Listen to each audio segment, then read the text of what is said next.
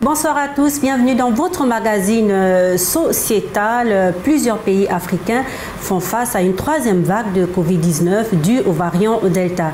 Les médias africains constituent un maillon fort dans la sensibilisation sur cette pandémie et pour mutualiser leurs efforts, les journalistes se sont retrouvés les 27 et 28 juillet dernier à Dakar, dans la capitale sénégalaise, pour parler de la gestion de la pandémie de Covid-19 dans les médias africains. Dans ce numéro, nous reviendrons sur ce séminaire et puis nous allons également parler de notre expérience en tant que journaliste sur le terrain. Je suis accompagnée de Carole Guissot, qui est journaliste responsable de Label TV Cameroun. Bonsoir Carole. Bonsoir, bonsoir Mireille. Alors pour ce soir... Bonsoir à toute l'équipe de production de l'émission sociétale.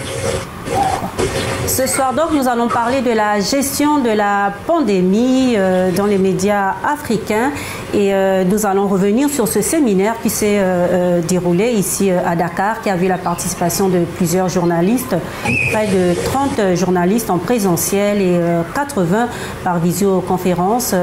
Ce séminaire était organisé par l'Union africaine de radiodiffusion en partenariat avec l'UNESCO et ça permet comme ça aux journalistes de parler de certains points et nous allons revenir sur les points essentiels de ce séminaire.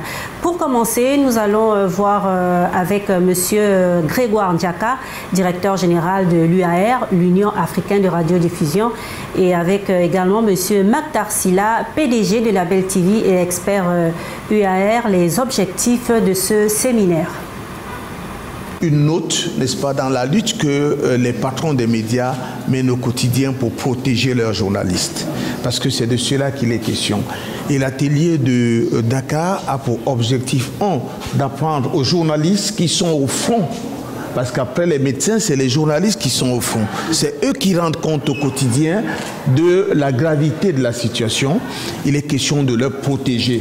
Et les protéger pourquoi? Pour leur donner l'opportunité d'aider les autres à se protéger à travers leurs reportages, à travers leurs émissions respectives. Il faudrait qu'on se retrouve dans une méthode participative, n'est-ce pas, à avoir un modus vivendi qui soit commun à toute la profession.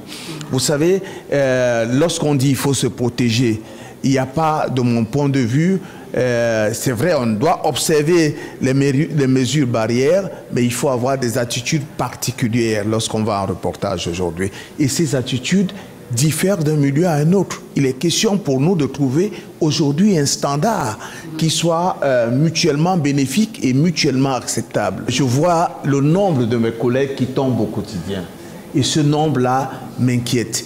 Et nous sommes, le cadre idéal pour que toutes les rédactions, tous les journalistes, toutes les chaînes de télévision puissent se retrouver. Et je dois même dire qu'on se retrouve un peu en retard. Mais il n'y a pas meilleur cadre que l'UAR pour, n'est-ce pas, essayer d'élaborer une solution africaine à cela. Moi, j'ai assisté à d'autres, sous d'autres cieux, sur Zoom et autres là, sur des propositions qui viennent d'autres milieux. Mais nous, personne mieux que nous ne peut trouver une solution qui puisse, n'est-ce pas, nous convenir. Et le meilleur cadre, c'est l'UAR. Vous êtes tous membres de l'UAR et on ne pouvait pas imaginer mieux. Que nous avons fait au moins 2 grandes productions l'année dernière. Je crois que c'est Win-One, quelque chose comme ça, et qui ont été des productions qui ont été diffusées dans l'ensemble, sur l'ensemble du continent, oui, avec un très grand succès. Je crois que c'est déjà cela. Et puis nous avons aujourd'hui au niveau de l'UAR un réseau d'échange de programmes dans lequel on peut puiser des éléments importants dans la lutte contre le Covid. D'abord en termes d'offres de production, d'offres de magazines et autres là. Vous allez dans notre réseau, vous allez en trouver. Vous savez, la plus grande difficulté aujourd'hui pour les médias, c'est de produire. D'abord parce que aujourd'hui, les médias ont des moyens qui sont insuffisants. Mais aussi parce que à côté des moyens insuffisants, il y a le danger qui vous guette. Donc on essaie de mutualiser nos efforts dans ce réseau d'échange de programmes. Vous pouvez y aller, même après cette émission, après cet enregistrement, vous allez trouver une offre de programmes qui va permettre à l'ensemble de nos grilles de programmes de s'améliorer. C'est ça du concret. C'est ce que nous faisons au quotidien et c'est pour cela que nous vous avons convié ici pour qu'on puisse ensemble révisiter nos succès, mais aussi nos difficultés pour pouvoir améliorer notre cheminement commun. Merci.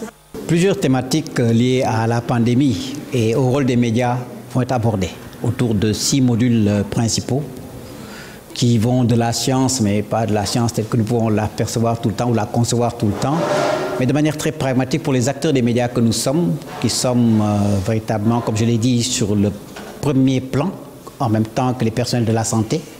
La preuve, vous êtes là, en train de couvrir peut-être ce séminaire, mais que vous couvrez également d'autres activités au quotidien, H24. Et donc tout aussi exposé que tous les autres métiers et qui accompagnent tous les foyers au quotidien. Donc c'est une formation qui se veut, je n'arrive même pas à dire que c'est une formation, disons c'est un atelier plutôt d'échange d'expériences qui vont nous permettre au sortir de ces ateliers de voir comment mieux contribuer à faire face à ce virus vicieux, invisible, pernicieux et qui a affecté beaucoup de gens dans la profession. Je voudrais penser à des gens comme Babacar Touré, à Pape Diouf et bien d'autres, partout ailleurs sur le continent, qui ont été arrachés à notre affection avec cette pandémie. Au quotidien, dans les transports, dans vos rédactions, vu la configuration des locaux, etc., vous êtes tous exposés au quotidien à cette pandémie. Donc, je pense que c'est important que les acteurs que nous sommes, de la même manière que les personnels de santé, soient véritablement aguerris, bien outillés pour transmettre les messages qui conviennent. Nous sommes également, et je pense, exposés parce que nous sommes entre le marteau et l'enclume, pour ainsi dire.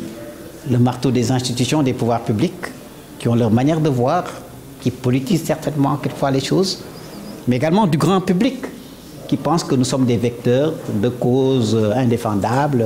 La preuve, les gens qui ne pensent pas que la maladie jusqu'à présent existe, qui pensent qu'il ne faut pas se vacciner, etc. Lorsque vous faites un peu l'apôtre en disant il faut sensibiliser, il y a tel truc, voilà, on vous met dans un camp.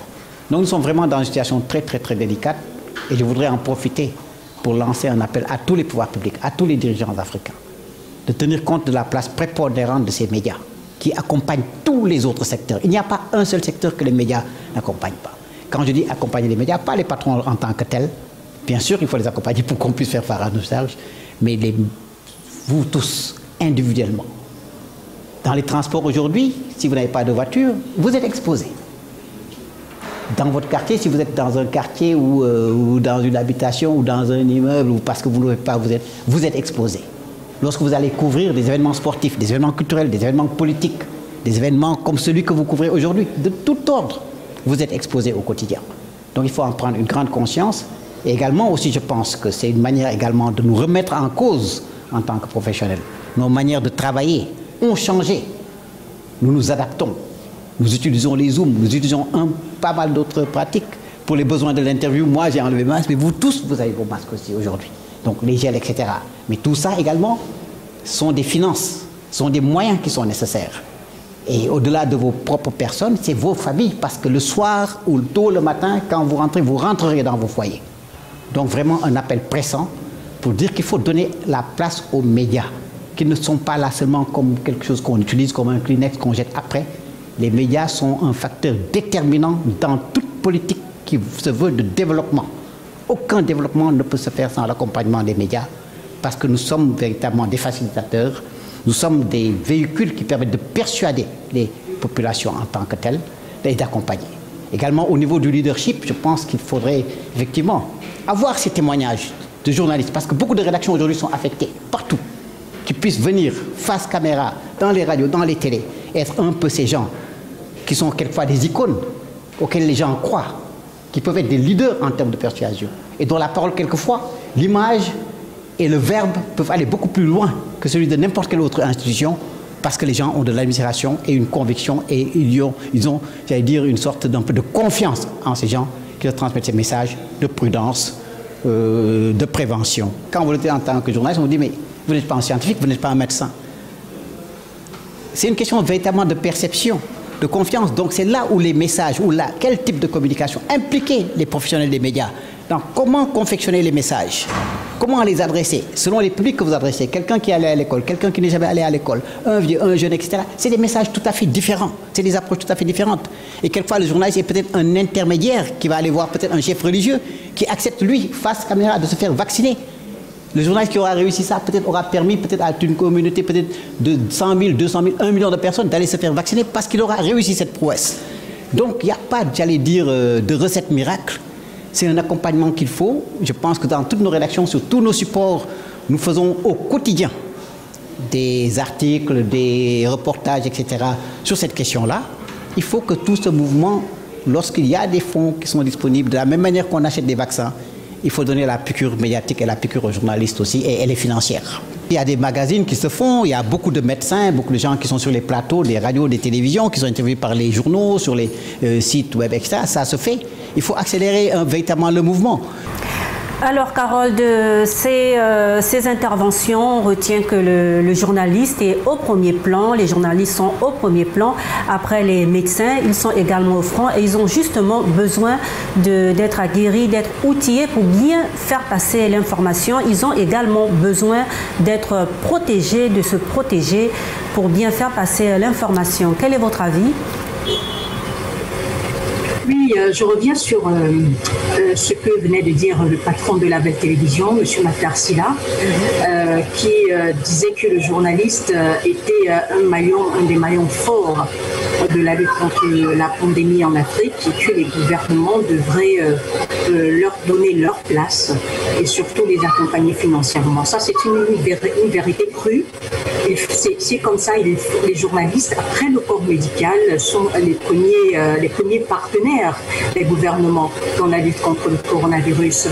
Et le patron de l'UAR qui suggérait une solution africaine parce que jusque-là, les médias africains ont suivi seulement ce qui se passe à l'extérieur. Il faudrait, les réalités ne sont pas les mêmes. Il faudrait que les gouvernants et nous-mêmes nous apportions au travers de l'UAR qui nous permet de couvrir énormément d'événements ici dans le continent, de trouver des solutions africaines. Je pense que c'est aussi ça la réalité. Donc les journalistes devraient, parce que beaucoup d'entre nous ont perdu leur emploi, parce qu'il n'y a plus... D'autres sont tombés malades. Il y a des journalistes au Cameroun qui sont décédés suite de cette pandémie-là. Qu'est-ce qui est fait avant pour prévenir ce genre de situation? Donc je pense que les gouvernements devraient entendre le cri de cœur de l'Union africaine de radiodiffusion sur ces aspects. Et justement, lorsque vous parlez de réalités différentes dans chaque pays, quelques journalistes pendant le séminaire justement ont pu comme ça partager leurs expériences et également parler de la situation de cette pandémie dans leurs pays respectifs. Alors nous avons comme ça choisi quelques pays, le Cameroun, la Guinée-Conakry et le Congo-Brazzaville.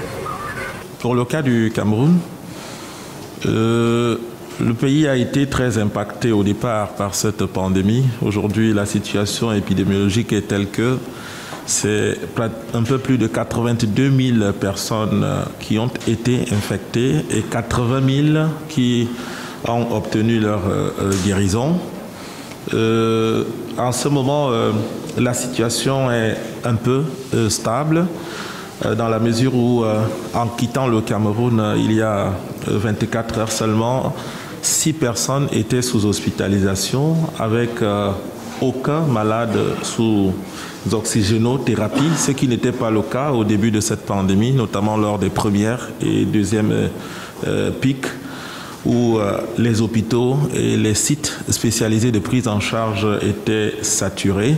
Donc, la lutte a porté ses fruits pendant une bonne période. Il faut dire que les pouvoirs publics n'ont pas hésité à prendre toutes les dispositions nécessaires pour que la sensibilisation et la prise en charge puissent avancer.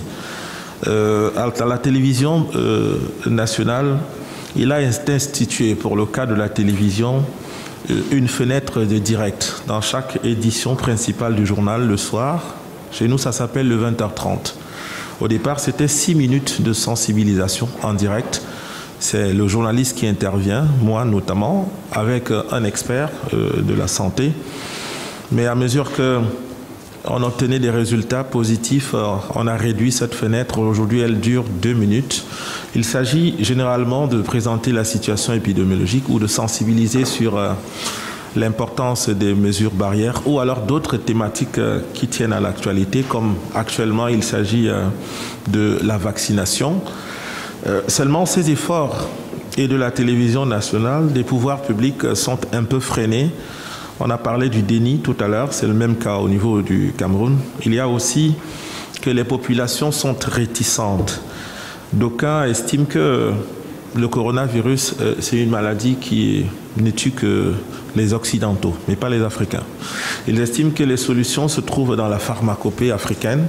Et du coup, le discours scientifique est en opposition avec les pratiques traditionnelles. Plusieurs vous diront il nous suffit d'aller piquer telle herbe, telle écorce d'arbre, et puis coronavirus, ça va. Et on ferme maintenant les oreilles au discours du journaliste. Donc lorsque vous passez le temps à sensibiliser, il y a d'autres qui, dans leur coin, estiment que vous êtes là pour faciliter les hommes politiques à trouver des retombées à travers cette affaire, parce que certains estiment que ça doit être une affaire. L'OMS reverserait de grosses sommes aux États, et puis ceux qui sont bien haut placés, ils bénéficient de ces retombées. Donc néanmoins, au niveau de la télévision nationale, cela a été maintenu, cette fenêtre de sensibilisation. Elle tient pour ce qui est du journal en langue française à 20h30. Elle tient aussi pour ce qui est du journal d'expression anglaise. Et c'est mon collègue juste à côté qui l'assure également. Donc, les efforts sont fournis pour sensibiliser. À côté de ces fenêtres en direct, il y a bien entendu des reportages. On va vers les experts. Maintenant, pour ce qui est de la vaccination, pour le moment, il y a AstraZeneca au Cameroun, il y a Sinopharm, et tout récemment, c'est Johnson & Johnson qui est arrivé avec un peu plus de 300 000 doses. Et selon les experts, pour que le Cameroun arrive à atteindre une réelle stabilité, ce qu'on a appelé l'immunité collective, il faut avoir vacciné 40% de la population.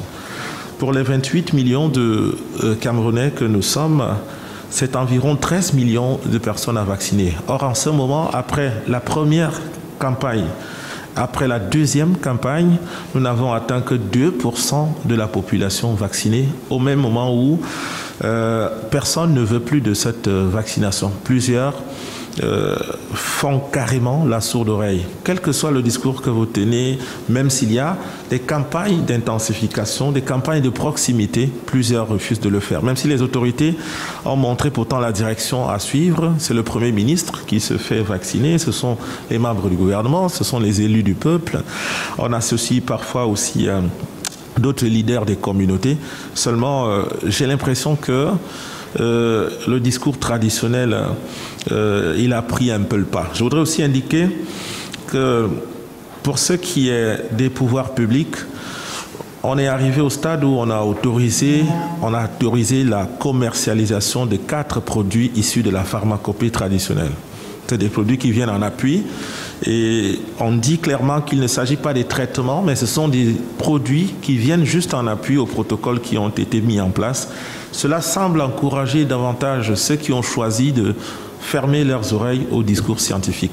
Du coup, ça devient difficile pour le journaliste qui, lui, a davantage de sources qui sont des médecins, des experts de santé publique, de venir avec l'information qui est censée être la bonne, la diffuser et trouver en face des gens qui disent nous on n'aura pas besoin de ce vaccin-là. Il paraît qu'après 2 années, chacun d'entre nous deviendra idiot ou je sais pas moi.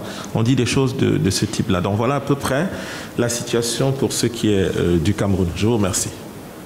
La Guinée aussi a connu ses premiers cas le 12 mars 2020.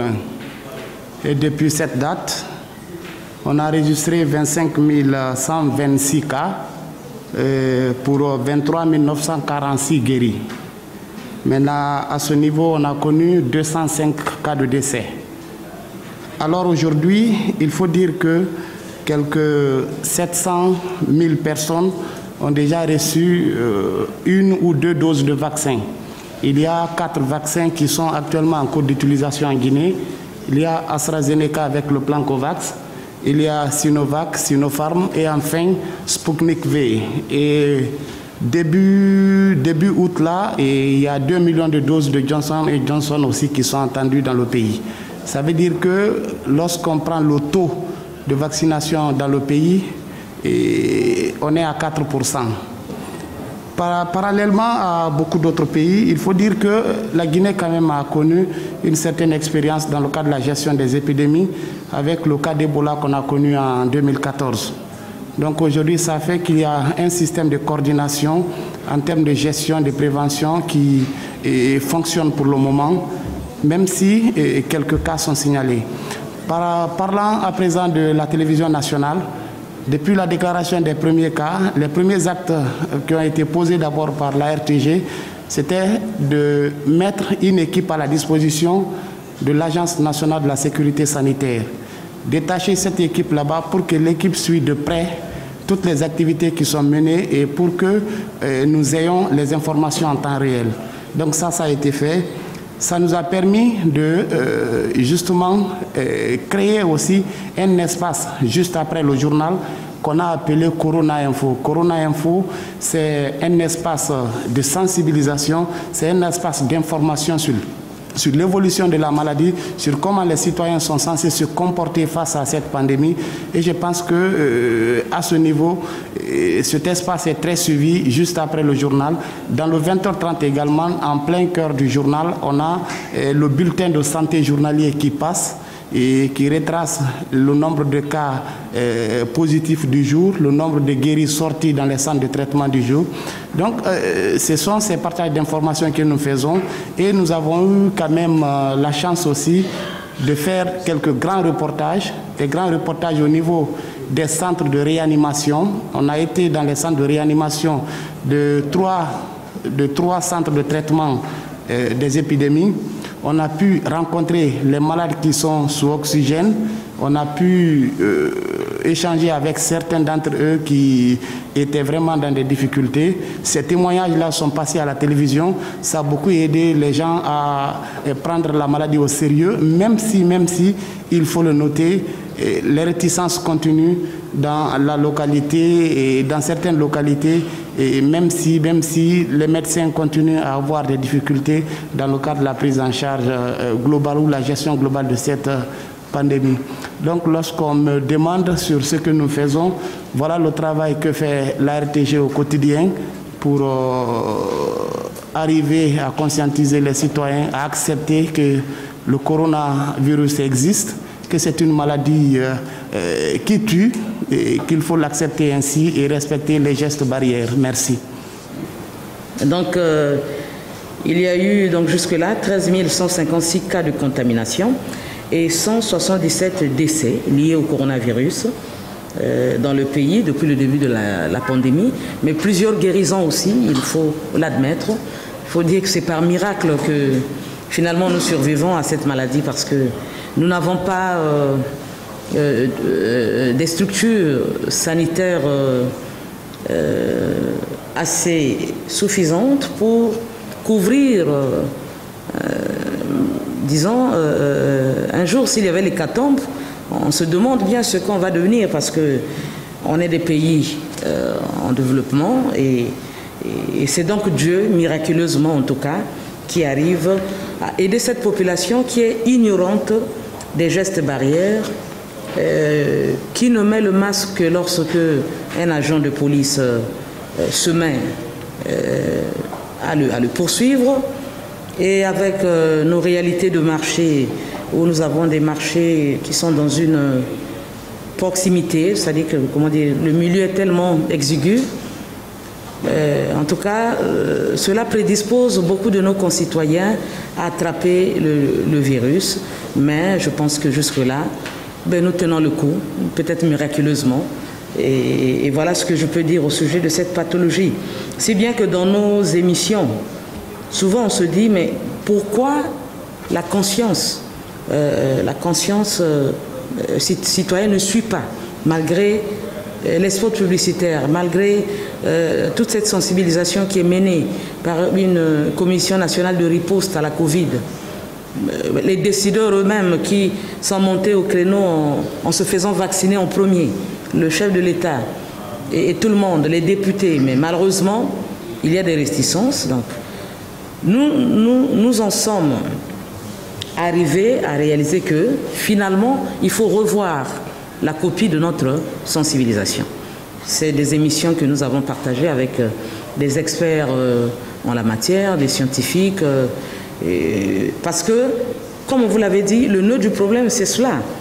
Jusque-là, il y a le déni de la maladie. Comme il y a encore un doute sur cette maladie, alors, tout le processus ne peut pas bien marcher parce que, disons, la base a déjà été mal prise.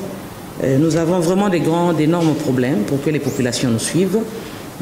Est-ce qu'il ne faut pas cette fois-ci communiquer, mais avec des images chocs, parce que nous constatons que l'Occident communique autrement, et nous, en Afrique, nous communiquons aussi autrement. Nous avons même un collègue journaliste qui, sur le plateau, avait demandé à un membre du gouvernement pourquoi nous, on ne peut pas voir ces malades. Pourquoi nous, on doit aller, c'est en plein journal, pourquoi nous, s'il y a la publicité, on voit les blancs, tout ce qu'on fait, ce sont des blancs, mais nous-mêmes, on ne peut pas aller voir ces malades qui sont en train de mourir là-bas, comment ils perdent un peu le souffle, comment ça se manifeste. On peut peut-être flouter le visage, mais on peut voir. Et comme ça, pour amener les gens à réaliser le danger. Malheureusement, le ministre avait dit non, nous avons des mœurs et tout. Et après, pour fuir, le ministre en direct va dire « mais c'est vous qui ne faites pas bien votre travail ». Le journaliste, séance tenante, a réagi. C'est vous qui nous empêchez de faire notre travail. Nous allons, mais vous ne nous ouvrez pas les portes. Dès que le journaliste a fini, le lendemain, on lui a dit de partir pour toujours. Et il ne fait plus jamais le journal jusqu'à ce jour, voici une année déjà. Pour dire simplement que c'est vraiment ça le nœud du problème, je pense. Sous d'autres cieux, il y a ces images que nous voyons comment l'Occident communique. Mais ces images qui alertent et qui finalement produisent des effets. Parce que chez eux, le taux pour atteindre l'immunité, je crois qu'ils se sont assez fait vacciner déjà. Mais nous, on a des problèmes, puisqu'il y a la culture, il y a la coutume, il ne faut pas en parler. Mais alors, autour de nous, beaucoup de gens meurent de cette pathologie. Voilà un peu ce que je peux vous dire au sujet de cette maladie qui est très préoccupante. Au moment où je vous parle, je viens de perdre même ici, au Sénégal, une belle-sœur qui est venue pour chercher le visa de son enfant qui va aller étudier au Canada, mais elle est venue ici, elle a fait 6 mois ici. Et soi-disant, il y avait beaucoup de contraintes pour avoir ce visa, donc elle a élu domicile ici. Et il y a de cela 2 semaines, on nous a dit qu'elle était grave, qu'elle avait le Covid. Je suis arrivée, je l'ai eu au téléphone, pas elle-même, mais son mari qui est venu. Non, elle est toujours en détresse, elle est avec des respirateurs. Et hier, vers 17 h, on m'appelle, on m'a dit qu'elle est décédée. C'est bien dommage, pourtant on a bien des cas tragiques comme ça, qu'on vit autour de nous. Mais l'Africain n'a toujours pas compris qu'on est en danger et qu'on doit changer de tactique. J'en ai terminé pour dire que mon souhait serait de rendre le vaccin obligatoire, je crois, parce que j'ai demandé, ma belle-sœur ne s'est pas fait vacciner. Elle ne s'est pas faite vacciner, je ne sais pas pourquoi, alors que son mari, c'est quelqu'un de très haut placé, politique, mais cette femme n'avait jamais pris de vaccin. Donc voilà comment on l'a perdu, et c'est une tristesse dans la famille, et que l'Afrique se lève pour barrer la voie à cet ennemi commun. Que l'Afrique se lève pour barrer la voie à cet ennemi commun. Je reprends là les paroles de Mme Itoa du Congo-Brazzaville. Après, Carole, ces échanges sur la gestion de la pandémie dans les médias africains, on voit bien que depuis le début de cette pandémie, les médias africains se sont engagés dans cette lutte, se sont engagés à sensibiliser les populations sur cet ennemi commun. Bien sûr, Mireille. Bien sûr, Mireille. Les échanges sont assez parlants parce que on constate, heureusement ou malheureusement, que les situations sont presque les mêmes dans ces trois pays visités. La désinformation, les fake news, la pratique du métier dans cette période de crise sanitaire, c'est les mêmes problèmes partout, je pense. Et justement, Carole, pour barrer la voie à cet ennemi commun, les journalistes que nous sommes devons justement prendre soin de nous, c'est-à-dire nous devons veiller à notre sécurité, à notre santé au quotidien. C'est malheureux ou heureux de voir que les situations sont presque les mêmes dans la plupart des pays africains touchés par cette pandémie. Et je disais justement que pour barrer la voie à cet ennemi commun, les journalistes que nous sommes, nous devons nous protéger, nous devons être protégés, nous devons être en bonne santé pour pouvoir bien diffuser les informations. Parce qu'il faut dire que, par exemple, prenons le cas de l'équipe Label TV du Cameroun, vous êtes constamment en reportage, vous êtes constamment sur le terrain. Alors vous, comment vous faites pour vous protéger ?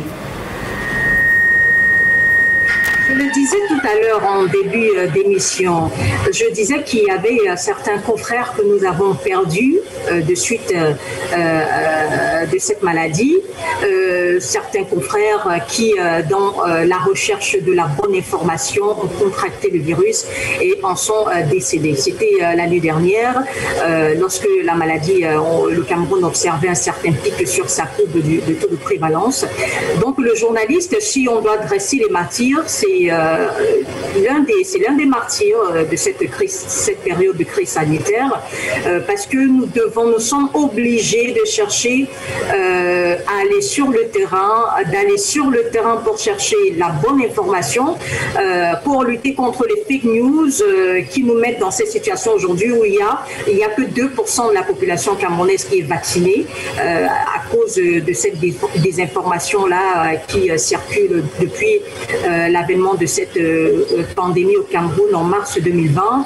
Donc nous sommes obligés d'aller sur le terrain, de faire face au coronavirus, d'aller interviewer les personnes ressources dans les hôpitaux surtout. Vous savez que parmi les personnes touchées, il y a les médecins, il y a les infirmiers, les aides-soignants.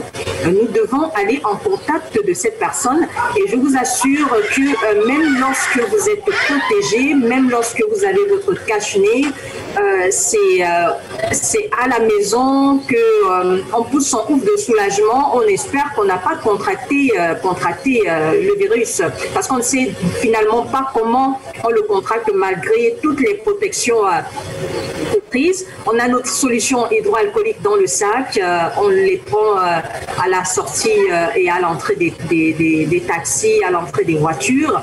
On le fait dans les institutions lorsque nous voulons entrer dans les institutions. Pour celles qui n'ont pas de solution hydroalcoolique à l'entrée, nous sommes obligés de prendre ces solutions-là, d'emporter nos solutions à nous et de nous désinfecter à l'entrée de ces institutions et à la sortie. Mais on ne sait jamais, on se dit que c'est par chance qu'on n'arrive pas à contracter la maladie. C'est peut-être une chance qu'on rentre chez soi, parce que j'ai une collègue qui, malgré toutes les protections, elle ne sortait même plus, elle ne venait plus sur le terrain, elle était cloîtrée chez elle parce qu'elle avait tellement peur de la maladie, mais finalement, elle a contracté la maladie. On ne sait pas comment. Elle a finalement contracté la maladie. Heureusement, elle s'en est sortie après quelques jours d'hospitalisation. Donc, je pense que les journalistes sont tellement exposés par rapport à cette crise de coronavirus parce que nous sommes les aides des gouvernants. Aujourd'hui, qu'il y a cette cette désinformation, ces fake news dont nous sommes parfois porteurs. Nous sommes parfois porteurs de ces fake news-là. Nous sommes obligés à ce moment-là d'aller chercher, aller au contact de l'environnement, sortir, aller faire face au coronavirus pour apporter la bonne information à la population. Donc, cachiner les solutions hydroalcooliques, malgré tout ça, quand on rentre chez soi le soir, on dit merci à Dieu Tout-Puissant de nous avoir protégés, espérant qu'après 3 jours, on ne commence pas à remarquer quelques symptômes. Alors Carole, vous êtes à Douala, il y a également Hervé Onyo à Yaoundé au Cameroun pour Label TV et justement nous lui posons la question parce qu'à Yaoundé c'est là où se trouvent les institutions. Alors Hervé Onyo, quelles mesures prenez-vous pour vous protéger au quotidien? Bonsoir Mireille, bonsoir Carole. Pour me protéger du coronavirus, j'applique tout simplement le protocole en cours en termes de mesures barrières. À savoir que chaque fois que je suis sorti de chez moi, je porte systématiquement mon masque. J'ai toujours une petite bouteille dans laquelle se trouve une solution hydroalcoolique. Cette solution hydroalcoolique, je me l'applique sur les mains chaque fois que j'entre ou bien chaque fois que je ressors d'un taxi. Je lave systématiquement mes mains chaque fois que j'entre dans un bâtiment public. Et je fais un effort de mettre une distance d'au moins 1 mètre entre moi et mes vis-à-vis pour limiter les contacts au maximum. Bref, pour me protéger du coronavirus, j'applique le protocole en vigueur en termes de mesures barrières. Mon constat est que les mesures barrières sont de moins en moins respectées de nos jours à cause de la chute du nombre de contaminations. De plus en plus, on voit des gens qui se baladent sans masque. Ça veut dire que lorsque je me retrouve dans la rue aujourd'hui, sur 10 personnes, il y a au moins 8 qui se baladent sans masque. De plus en plus, on retrouve des gens qui se regroupent dans des salles de réunion à 100, 200, voire 500 ou 1000, sans que la distanciation ne soit respectée dans ces salles. Beaucoup ne portent plus de masque, beaucoup n'ont même plus le souci de ce qu'une maladie telle que celle-là existe. Donc tout se fait maintenant comme si la vie avait repris son cours normal. Les salutations à l'ancienne, les embrassades et autres accolades sont revenues à la mode. Donc, pour beaucoup de Camerounais, le coronavirus semble être une histoire ancienne. Voilà un peu la situation actuelle chez nous au Cameroun. Oui, Carole, justement, nous venons d'avoir le Hervé Onyo qui nous a bien expliqué comment il respecte les mesures barrières, toutes les mesures qu'il prend pour sa sécurité. Et vous parliez de fake news, de mauvaises informations, et justement, c'est important aujourd'hui pour les journalistes d'avoir de bonnes sources. Et nous allons nous allons suivre une intervention de M. Maktar Sylla, PDG de Label TV, également expert UAR sur l'importance des sources. Oui, Carole, justement, nous venons d'avoir le Hervé Onyo qui nous a bien expliqué comment il respecte les mesures barrières, toutes les mesures qu'il prend pour sa sécurité. Et vous parliez de fake news, de mauvaises informations, et justement, c'est important aujourd'hui pour les journalistes d'avoir de bonnes sources. Et nous allons nous allons suivre une intervention de M. Maktar Sylla, PDG de Label TV, également expert UAR sur l'importance des sources. En termes de relais, de propagation de fausses nouvelles, d'interprétation non fondée, etc., ça va dans tous les sens, quel que soit le camp dans lequel on se situe. Donc, je pense que c'est une question qui est fondamentale et qui, en définitive, nous expose en tant que médias. Parce que selon ce que vous faites, Vous donnez les chiffres tels qu'ils sont, on dit ils sont là, c'est le pouvoir, ils sont là, c'est une grande conspiration, etc. Vous donnez des chiffres qui sont discordants, vous essayez d'interpréter, j'allais dire même de traiter, d'analyser un communiqué de presse officiel des institutions, du gouvernement. Vous mettez quelquefois en porte-à-faux. Avec, donc on est vraiment, encore une fois, c'est l'image du marteau et de l'enclume, parce que quel que soit le média public privé, si vous vous écartez du message officiel et que vous faites vos présentations, vous vous exposez. Donc je pense qu'effectivement, ça, ce sont des choses qui sont très importantes et qu'au-delà du débat purement scientifique, de ces voix discordantes qu'on a dans la communauté scientifique, il est important que les médias jouent un rôle essentiel et délicat. Informer, persuader, c'est important d'avoir des testimonials, des témoignages de gens, parce que quelquefois les gens vous disent, il y a des gens qui vous disent, on n'a jamais vu une image de quelqu'un qui est malade. On nous a dit, c'est vrai, nos traditions, nos croyances, on ne veut pas trop exposer les gens, etc. Mais ce serait bien que des gens qui sont des figures de proue, qui sont des leaders d'opinion, etc., puissent, à côté de ce débat scientifique, venir dire et témoigner et dire comment ils l'ont vécu. Beaucoup n'y croyaient pas. Beaucoup n'y croyaient pas, y compris quelquefois même dans nos propres rédactions. Il y a des gens qui ne croient pas que ces choses qui sont... Tant qu'on ne l'a pas vécu, on ne peut pas savoir ce que c'est, ou tant qu'on n'a pas vu un proche qui l'a vécu, et on demande on prie qu'il n'y en ait pas beaucoup.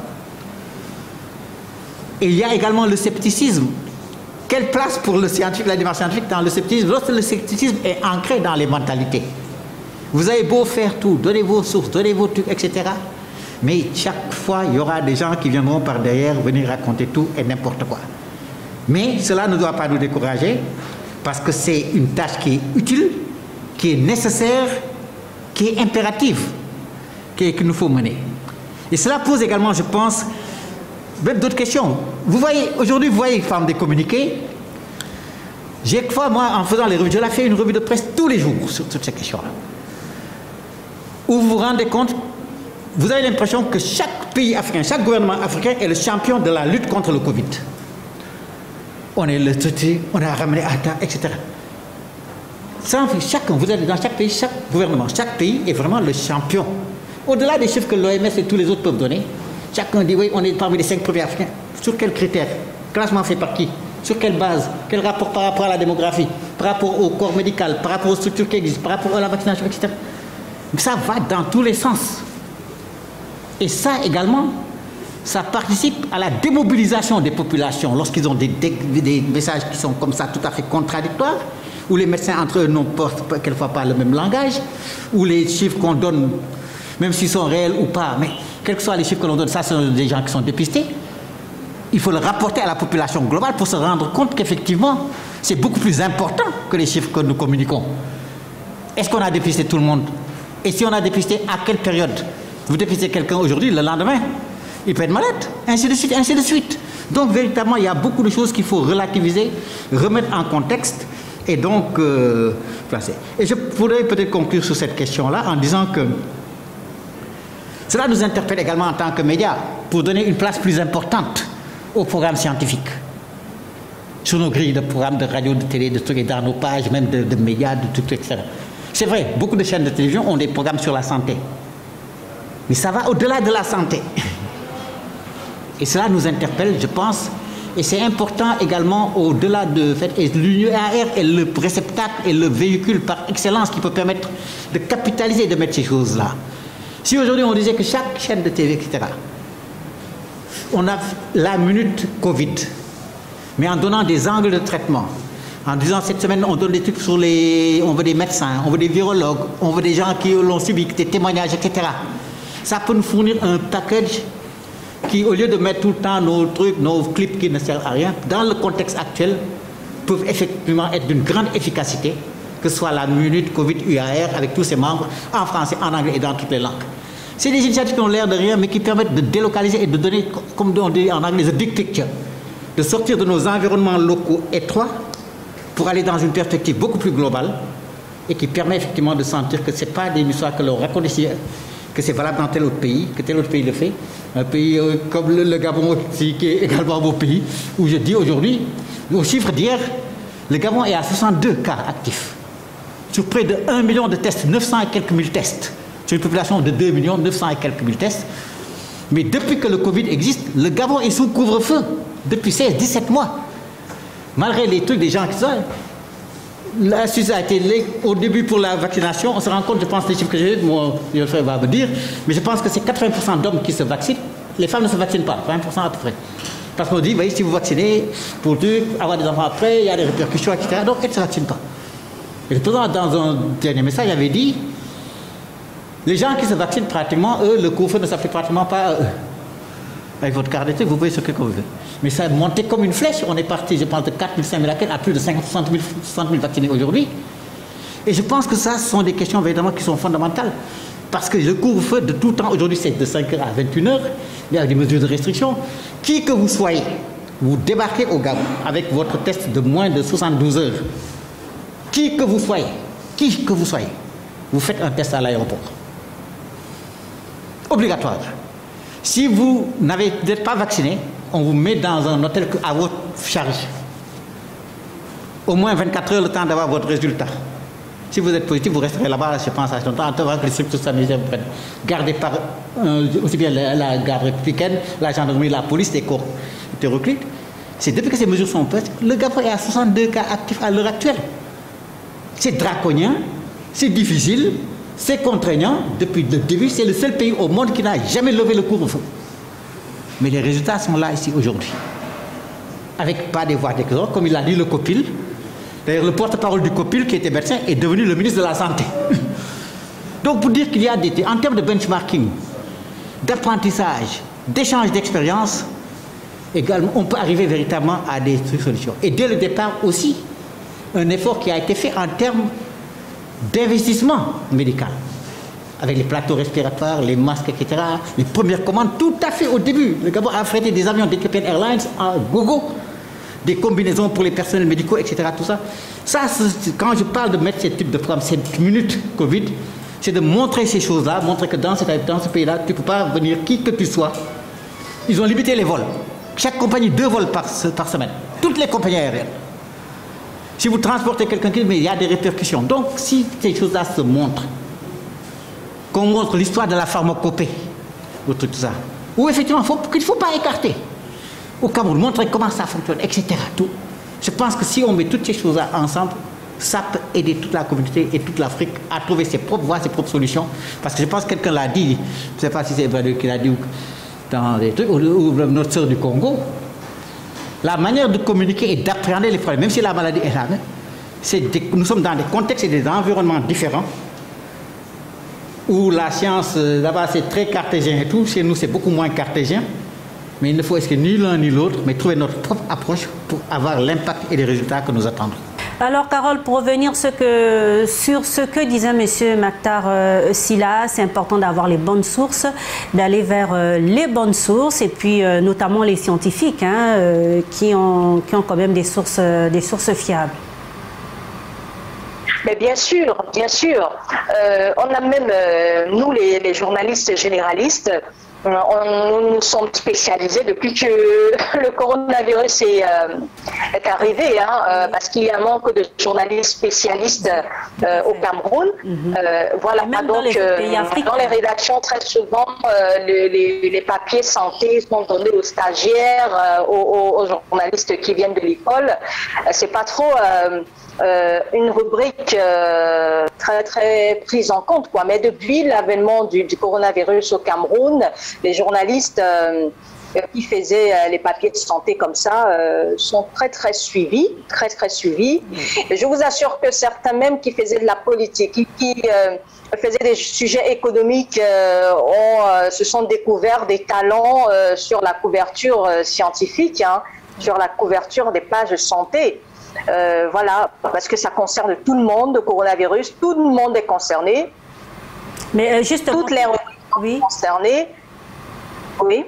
tout le monde est concerné par le coronavirus, mais lorsqu'on voit dans certains de nos pays, pour ne pas dire dans pratiquement tous les pays du continent, les populations, une certaine partie de la population, on observe comme ça un scepticisme. Dans cette population, certaines personnes justement nient la réalité de la maladie. Les journalistes que nous sommes, lorsque nous allons sur le terrain, justement, nous pouvons nous être protégés, respecter toutes les mesures pour se protéger de la Covid, mais les populations vers lesquelles nous allons ne respectent pas forcément ces mesures-là, comme si la maladie pour certains n'existait pas. Oui, M. Sylla le disait. Il y a un journaliste que vous avez passé tout à l'heure du Congo, oui, qui disait également qu'il y a un déni, de la maladie. C'est une réalité. Il y a un déni de la maladie, des gens qui refusent de croire que le coronavirus existe. Et j'avais passé un reportage il y a quelques mois dans une édition du journal de la Belle Télévision, où vous avez entendu des chrétiens. C'était un reportage tourné un dimanche parce qu'on voulait savoir ce que les chrétiens, les religieux pensaient de cette maladie-là. Les fidèles chrétiens et musulmans passaient de cette maladie. Et vous avez entendu la plupart d'entre eux qui disaient qu'ils n'ont pas à se protéger parce que tel les protège déjà. Donc vous voyez que les mesures barrières, certains les balayaient d'un revers de la main. L'existence de la maladie est refusée dans certains milieux. On n'en veut pas. C'est la maladie des Blancs. Restez avec ça chez vous. C'est vous qui avez envoyé les virus ici au Cameroun pour nous tuer, etc., etc. Du coup, qu'est-ce que les gens ont fait? Ils ont réagi. Ils ont réagi négativement. Ils ont dit... comme ça vient de chez vous et que vous voulez nous tuer, eh bien, vous restez avec ça. Tout ce que vous allez nous donner comme solution pour se protéger contre la maladie, on ne va pas obéir. On va rester dans notre tradition. On va boire nos décoctions. On va chaque matin boire notre petite tasse de quinquilibre par-ci, notre citronnelle par-là, etc. Donc, les gens se sont carrément mis dans leur bulle comme ça, où ils disent que Jésus les protège, les écorces traditionnelles les protègent, etc. Donc tout ce que le gouvernement va dire là, tout ce que les cadres de l'OMS, surtout que M. Sylla le soulevait, il y a des voix discordantes au sein même de la classe scientifique. Donc il y a des médecins très connus dans le monde qui disent non, c'est pas comme ça que ça se passe, ça ne veut pas dire si.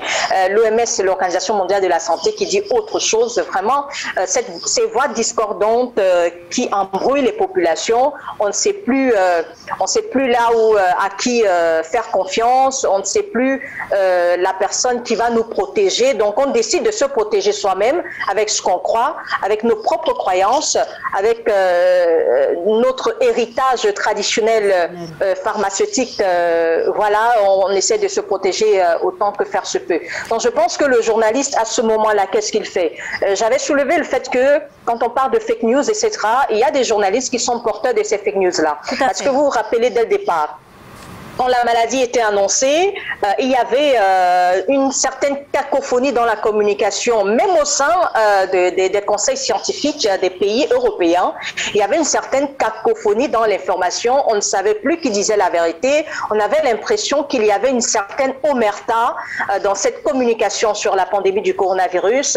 Donc, même certains médecins français qui faisaient des vidéos pour attirer notre attention de ce que c'était un virus fabriqué pour décimer la population africaine. Donc il y avait même les médecins européens.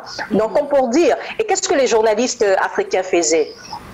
On ne savait plus à quel sens se vouer. Est-ce qu'il faut croire, si l'OMS dit ceci, et qu'un grand scientifique qui est membre de l'OMS dit le contraire, alors on va croire qui?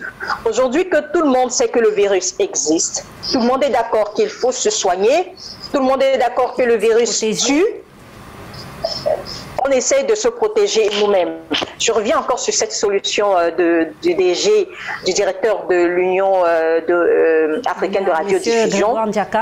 il faut trouver une solution africaine à cette maladie. Nous, les journalistes, qu'est-ce qu'il faut pour nous protéger? On ne peut pas se protéger tout seul, comme je le disais tout à l'heure, parce que malgré toutes les protections, vous allez sur le terrain et vous avez en face de vous des gens qui n'y croient pas, des gens qui ne se protègent pas, et ces personnes-là sont des personnes ressources également. Donc ce sont des personnes ressources également. Il faut absolument avoir leur avis, absolument les interroger. Vous n'allez pas dire à quelqu'un qui ne croit pas au coronavirus de se protéger pour l'interviewer. Il ne va pas le faire. Qu'est-ce que vous faites? Vous pouvez protéger votre micro, vous mettrez votre cache-nez, tout ça, mais vous arrivez à la maison 4 jours plus tard, vous êtes déclaré coronavirus plus. Donc les journalistes, malgré tout ce qu'on fait, ce qu'on doit faire maintenant, c'est de lutter contre la mauvaise information. Aujourd'hui, on sait que la maladie est là, on sait qu'il y a des variants qui peuvent différer d'un pays à un autre. On sait que la maladie tue, beaucoup de nos proches sont décédés. Qu'est-ce qu'il faut faire, nous les journalistes? Essayer de lutter contre la désinformation, contre la mauvaise information. Avoir les bonnes sources, aller à la bonne source. Oui, aller à la bonne source. Aller à la bonne source, c'est confronter également les sources. Confronter également les sources. Voilà, parce qu'il y a un certain moment où on accusait le gouvernement camerounais de cacher ou alors de grossir les chiffres pour bénéficier de l'argent que l'OMS donnait ou l'ONU donnait aux populations à faible revenu. On disait que les médias d'État, les médias officiels, cachaient certaines informations. Quand par exemple il y avait 100 000 cas en un jour, les populations pensaient que, comme ils ont l'habitude de penser, que le média d'information n'était pas en train de donner, le média d'État n'était pas en train de donner la bonne information. Il y a même peut-être plus, mais qu'on essaie de diminuer les chiffres pour ne pas inquiéter les populations. Donc, à ce moment-là, les journalistes, vraiment, nous devons aller vers les populations, nous devons les informer, nous devons leur donner la bonne information, nous protéger avant d'aller sur le terrain. Même si au Cameroun, on a l'impression, comme Hervé Onio, le correspondant de Yaoundé, disait, que la vie, comme si la vie était redevenue normale. Non, la vie a peut-être repris son cours, mais pas un cours normal, parce que la maladie est là, il faut faire attention. On voit encore que plusieurs personnes organisent des mariages où on voit des milliers d'invités, des gens assis côte à côte, sans protection. Et encore cela, on vit encore cela aujourd'hui, malgré les interdictions de part et d'autre dans les différentes régions, les décisions prises par les gouverneurs. Mais les mêmes gouverneurs, les mêmes autorités administratives organisent chez eux des cérémonies où les gens ne mettent pas de cache-nez. Alors qu'est-ce que les populations pensent? Que tout est redevenu normal. Est-ce que moi si le ministre ne met pas de cache-nez, si le magistrat, quand j'arrive dans un palais de justice, le magistrat ne porte pas de cache-nez, pourquoi moi j'en porterais? Voilà. Pourquoi j'emporterai? C'est de présenter les faits dans les médias et de laisser, de donner la bonne information à la population, de laisser maintenant les populations juger par rapport aux faits présentés. Notre magazine s'achève. Merci d'avoir été avec nous. Peut-être un dernier mot rapidement sur cette thématique. Je retiens qu'il faut, comme on parle des projets de développement durable, on devrait parler également de solutions africaines parce que les réalités ne sont pas les mêmes partout. Vous avez entendu dans un reportage que le Cameroun avait trouvé des adjuvants au traitement contre le coronavirus. Il y avait 3 médicaments traditionnels qui ont reçu la bénédiction des autorités sanitaires du pays. Il y a un archevêque qui a inventé, créé son médicament. Ce médicament a été autorisé de vente.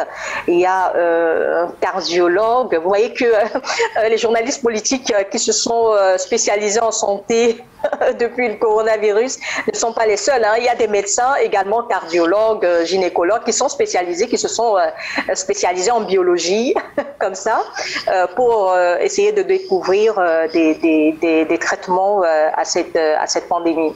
Donc, je pense que le dernier mot serait que nous devons continuer à nous protéger et que les gouvernements africains devraient savoir que les journalistes, les médias sont un maillon faible, sont un partenaire incontournable de la lutte contre le coronavirus et qu'il faudrait le soutenir financièrement surtout. Voilà. Merci Carole, merci également à vous, chers téléspectateurs, d'avoir suivi cette émission, la gestion de la pandémie de Covid-19 dans les médias africains. C'était le thème de ce numéro. Je vous donne rendez-vous très prochainement pour un nouveau numéro de votre magazine sociétal. Au revoir, Mireille. Au revoir.